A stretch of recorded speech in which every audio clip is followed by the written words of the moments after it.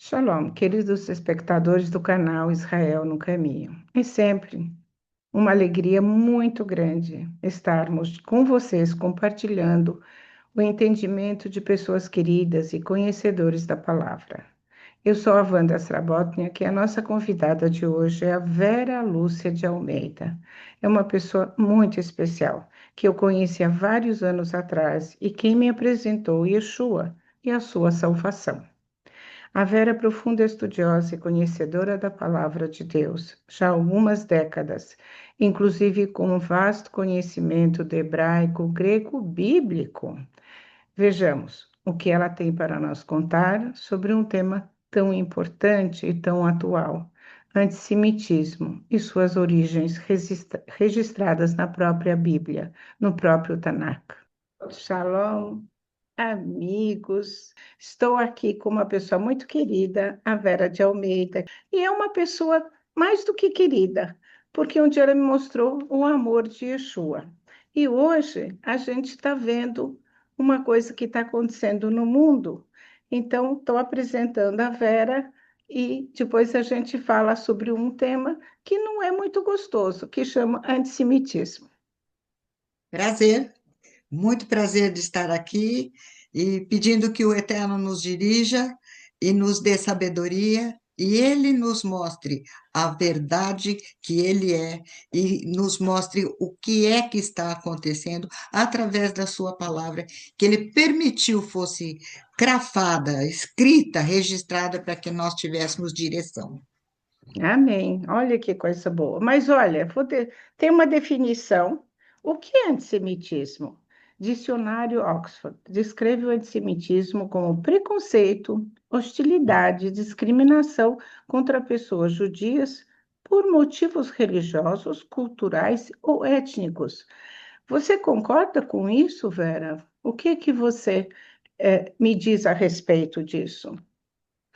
Bom, a palavra antissemitismo é composta de um prefixo, né? Anti, que quer dizer não só contra, mas em lugar de, e essas duas verdades são importantes. E semitismo, vem de uma expressão bíblica, porque aonde que eu vou encontrar essa expressão? Eu vou encontrar no nome de um dos descendentes de Noé após o dilúvio, né? Ele saiu da arca, eram três filhos, e um deles, o mais velho, Shem. Shem quer dizer nome. E aí, uma, se é anti, quer dizer contra alguém que vem de Shem, ou em lugar de Shem. Então, nós temos essa definição bíblica.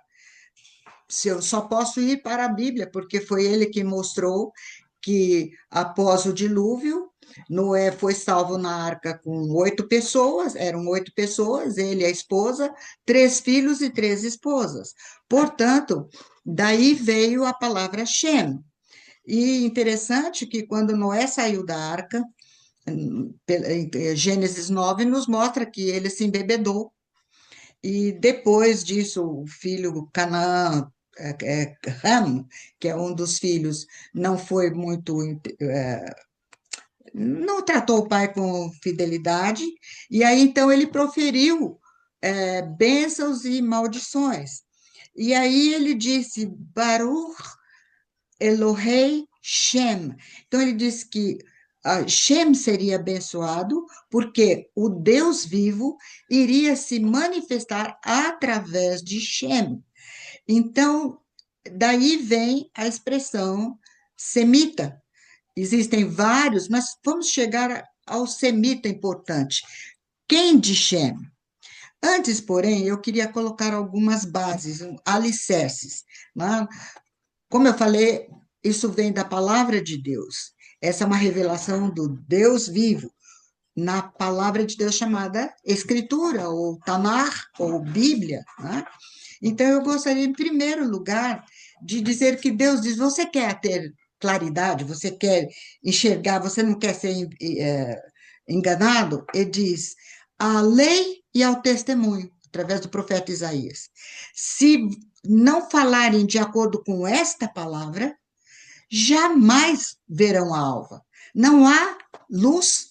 Então, eu tenho que me voltar para aquele que diz que é luz e que vai me dirigir, que conhece todas as coisas.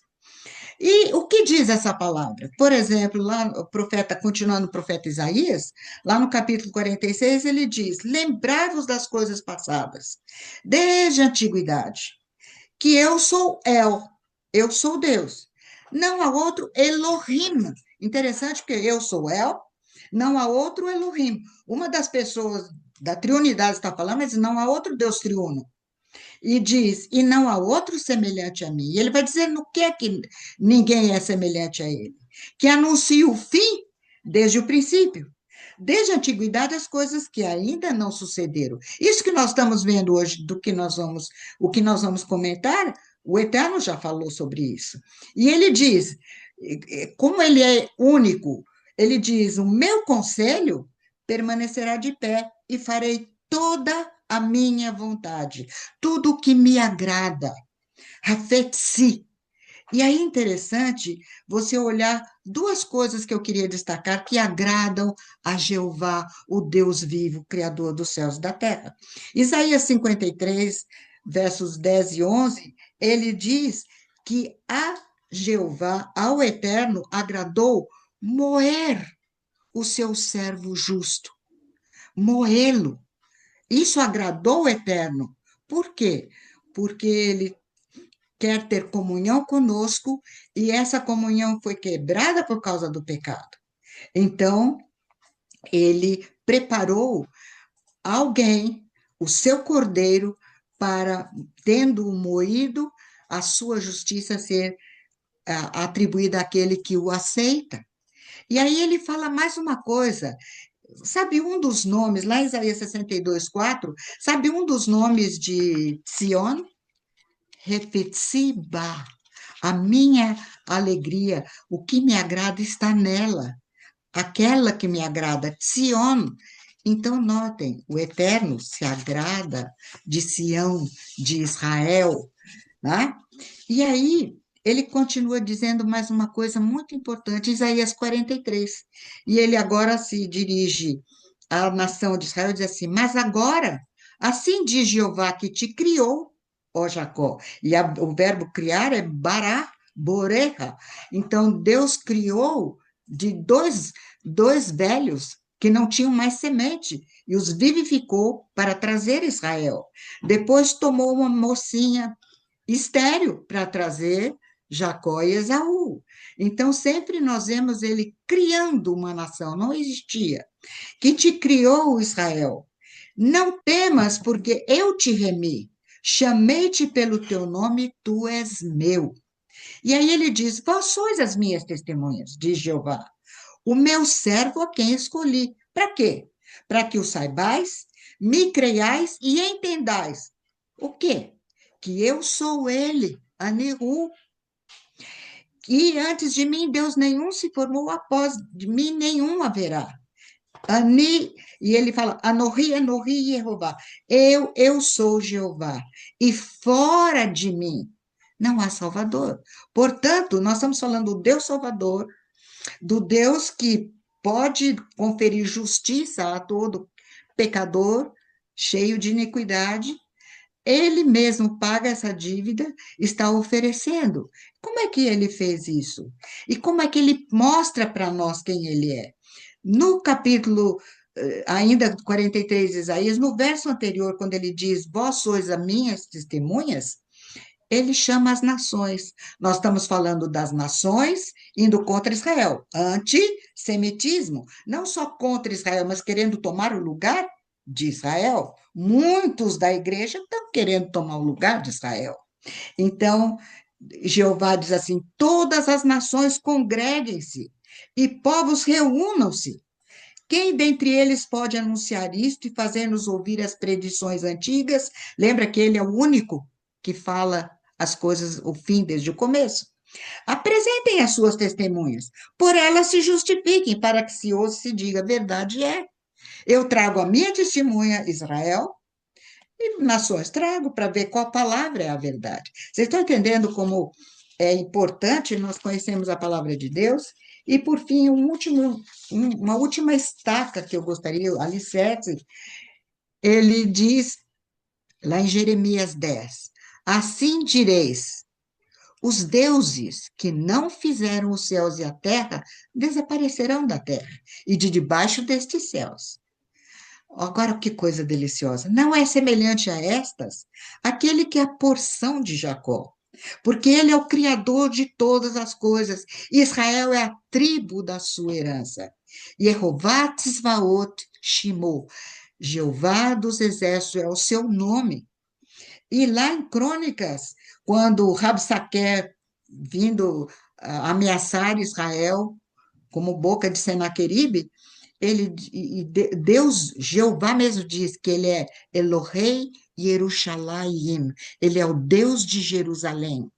E ainda, lá quando Jacó vem, e Deus então faz revelações a Jacó e o estabelece como aquele patriarca, ele diz El Elohei Israel. Então, nós estamos falando do Deus de Jerusalém, do Deus de Israel, Jeová Tzvaot, o Criador dos céus e da terra.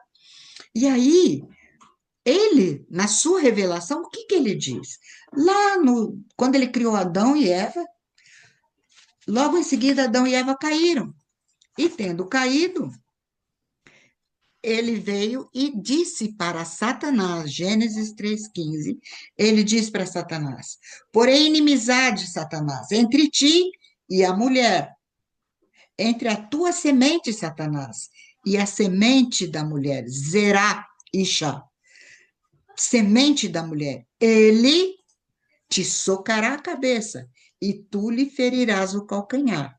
Acabamos de ler que a Jeová agradou ferir-lhe o calcanhar, para que, por isto, ele ferisse, socasse a cabeça de Satanás. Agora, você imagina, desde que Satanás ouviu isso, ele vai perseguir a semente da mulher. Agora, quem é Satanás? Quando Deus criou Isaías 14, Ezequiel 28, Deus fala de um querubim ungido. Ele tinha a responsabilidade de dirigir toda a adoração angelical ao Deus vivo. Só que ele disse: não, não, não. Eu serei semelhante ao Altíssimo, subirei às mais altas alturas, porei o meu trono acima de Jeová. Então Isso, ele né? quis, Só um minutinho. né? Isso se chama orgulho, né? Sim, ele quis ser semelhante ao Altíssimo. E aí Deus diz: tu eras sem mancha, tamim, até que se achou a iniquidade em ti, desde que foi criado. E qual era o nome dele? Hilel Hashahar. Hilel, de louvor, de adoração, Ben Shahar, filho da alva. E ao cair, ele se tornou trevas. E ele foi, então, imagina quando Deus criou Adão e Eva e disse, criou Deus o homem à sua semelhança. Ele ficou desesperado, então ele tentou levar Adão e Eva à queda, mas ele não esperava a promessa da redenção. E aí nós vemos a história até que a raça se separa tanto do eterno Deus que ele teve que intervir com o dilúvio. Preservou 8 pessoas e um deles era Shem. E quando eles saíram da arca, eles desceram lá na Turquia, né, o Monte Ararat, e vieram andando, chegaram na planície de Sinear, onde hoje é o Iraque, né, mas entre o Eufrates e o Tigre, acharam uma planície e aí eles resolveram construir Bavel, um portão de Deus diferente do caminho que o Eterno tinha dado a respeito, falando a respeito do derramamento de sangue, porque o pecado traz morte, mas alguém viria, queria morrer, tomar a morte sobre si para que quem nele cresce, tivesse vida. Então, eles construíram a Torre de Babel. E Deus ali, então, e eles disseram, em Jó 22, 23, nós podemos ler, em Romanos 1, Deus diz que eles disseram, não queremos saber de ti, As nações rejeitaram a Deus.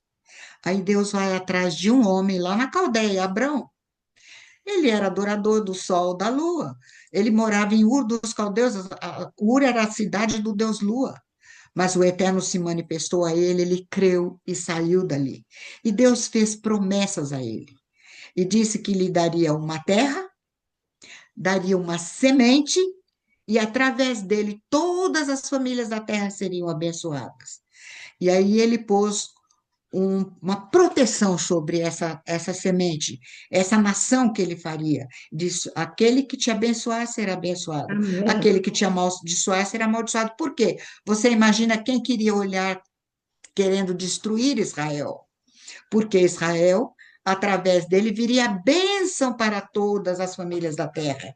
A salvação vem dos judeus. Então, aí nós vemos Deus criando a sua nação, formando a sua nação, até que chega a família de Jacó, José vai para o Egito, e lá no Egito, eu acho maravilhoso, no Egito Deus forma uma nação, desceram 70 almas, no fim lá de Pêssar, ao saírem do Egito, por derramamento do sangue do cordeiro, livres, não mais escravos, e ainda matzá, não levar o ferimento do Egito, saindo do Egito, mais de 600 mil homens, fora mulheres e crianças, mais de 3 milhões de pessoas. Deus os formou sob escravidão. Por que sob escravidão?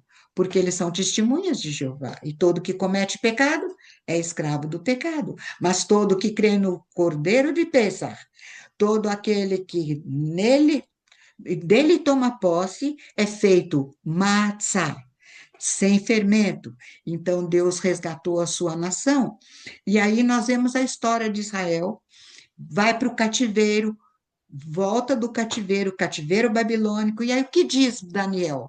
Daniel estava perto, Daniel 9, perto de terminar o cativeiro. Ele lendo Jeremias, não, são 70 anos, está perto. Clamou o Eterno.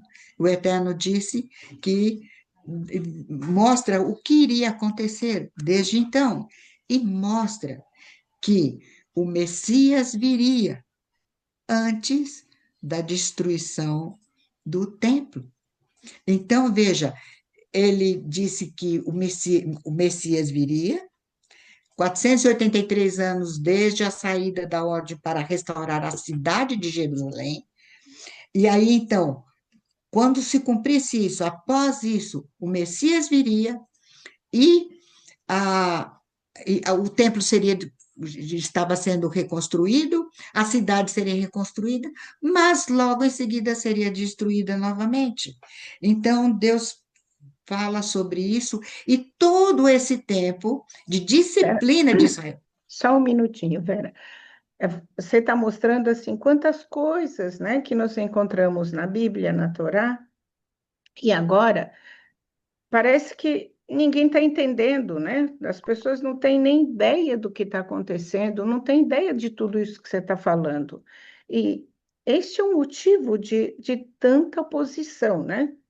A Deus pelo povo, e nós precisamos acordar as pessoas, e o povo de Israel também precisa acordar, os dois lados. Mas uma coisa muito gostosa é você, Vera, você conhece realmente como a gente fala, de cabo a rabo tudo, você conhece profundamente. E agora, a coisa que mais eu amo hoje nos cristãos messiânico é o amor que tem por Israel, o amor que tem pelos judeus. Então, isso conforta muita gente. Já encontrei outras pessoas assim como eu, e é muito lindo ver esse amor, porque só quem tem Deus verdadeiro no coração, aquele coração puro, e que Conhece o consegue. Deus de Israel. Amém, é verdade. Então, agora veja, o que aconteceu? Seria construído e reconstruído. Mas no ano 70, o que aconteceu? Cumprindo o Deuteronômio, Levítico, Israel foi esparramada por todas as nações da terra. E o que aconteceu todo o tempo? Pogroms, perseguições, perseguições até chegar no Holocausto, no Shoah. E aí o Eterno vai cumprir. E eu estou dando uma coisa rápida para chegar nos dias de hoje. O que que aconteceu? Ezequiel 35, o profeta disse que eles iam dizer: essa terra é minha, esses povos são nossos. A terra virou um pântano, pedra e desolação. E o Eterno disse que ficaria assim. Mas Ezequiel 36, e ele está falando para eles: eu ouvi vocês falarem isso. Agora, nota: Deus prometeu terra, nação e bênção. Se Israel não está na terra, Deus mentiu. O que que o diabo está tentando mostrar? Que Deus é mentiroso. Então, ele não pode permitir Israel na terra o tempo todo, tentando perseguir. E aí, o que que ele falou? O profeta Ezequiel mostrando que eles disseram: não, essa terra é nossa, ninguém tem mais, mas eles não têm, não pertencem, essa terra não pertence a eles, não é Samaria e Judéia, é Cisjordânia, não é mais essa terra de Israel. Então, o que que Deus disse? Ezequiel 36, Deus profetiza aos montes. Eu fui a Israel para tirar foto e mostrar que Ezequiel 36 é maravilhoso. Deus cumpriu. Israel floresce, os montes produzem, o deserto floresce. Vocês perceberam o quanto a Vera nos contou? Tanta informação tão importante que eu sequer imaginava. Eu não tinha a menor ideia de quanto a palavra nos revela sobre o tema. Convido a vocês e a sua família um tempo de reflexão. Resolvemos dividir estas maravilhas em duas partes para que você tenha este tempo. Continuamos na próxima semana com revelações tão importantes como as que vimos hoje. Tenha um bom tempo. Shalom.